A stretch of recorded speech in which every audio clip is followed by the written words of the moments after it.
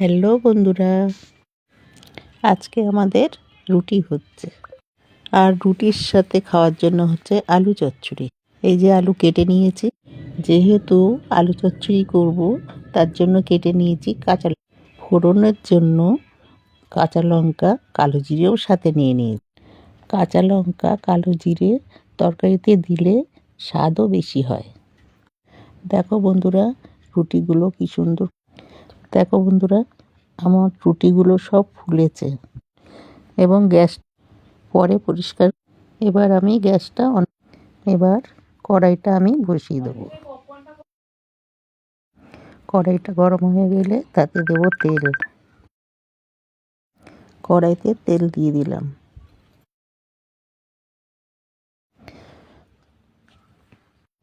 তেলটা গরম হয়ে গেলে কাঁচা লঙ্কা, কালো জিরে, শুকনো লঙ্কা ফোড়ন দেব। এই যে ফোড়ন দিয়ে দিচ্ছি। এরপরে দেব কাঁচা লঙ্কা, একটু নাড়িয়ে।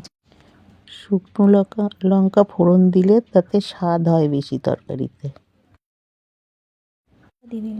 কাঁচা লঙ্কা দিয়ে দিলাম। এবার তেলে দিলাম আলু। আলুটা এবারে নাড়াচাড়া করে নিচ্ছি। তোমরা ভিডিওটা দেখো ঠিকই বন্ধুরা, কিন্তু লাইক কমেন্ট শেয়ার কেউ করো না। প্লিজ একটু লাইক কমেন্ট শেয়ার করো। আমার 10,000 পরিবার হয়েছে, আমার 11,000 পরিবারটা কমপ্লিট করে দিও। আমি তরকারিতে নুনটা দিয়ে দিচ্ছি।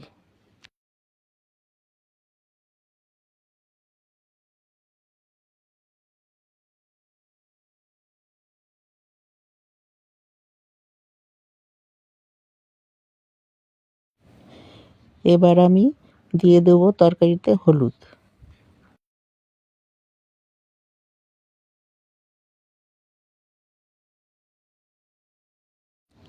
এবার আমি তরকারিটা ভালো করে নাড়াচাড়া করে নেব। তরকারিটা নাড়াচাড়া করে নিয়েছি, এবার দিয়ে দেবো জল।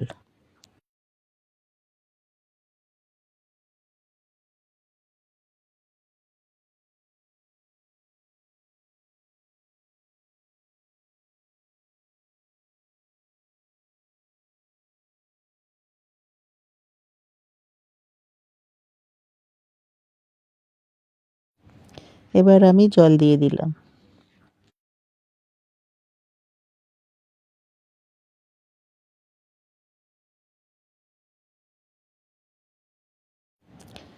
এবার তরকারিটা ঢাকা দিয়ে দেবো 5 মিনিটের জন্য।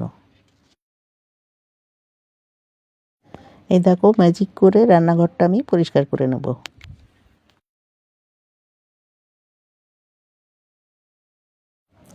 এই দেখো, রান্নাঘরটা এবারে ভালো মতো পরিষ্কার হয়ে গেছে। ঝেড়ে ঝুড়ে পুরো পরিষ্কার করে দিয়েছি, মুছে।